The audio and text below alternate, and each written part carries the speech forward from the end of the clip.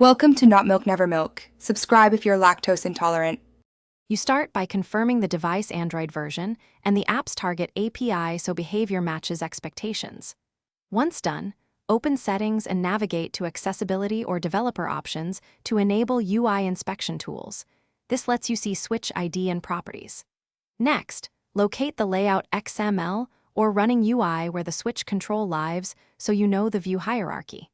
Make sure to note Resource ID and any on-click listeners. These details determine the next steps for programmatic control.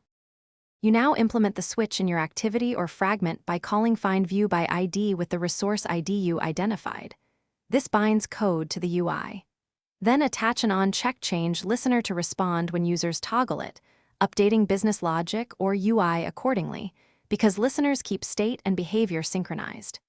If you need to change it from code, call setChecked, true or false, and optionally animate. Make sure to disable listeners temporarily if you don't want callbacks during programmatic changes.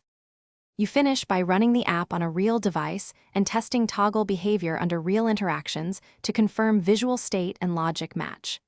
Once done, verify accessibility labels and focus order so talk back, and keyboard users can operate the switch. This improves usability.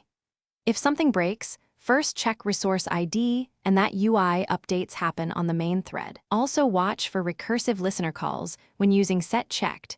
Temporarily remove the listener, or use a flag to prevent callback loops. Thanks for watching. If this was helpful, leave a like and consider subscribing. See you next time.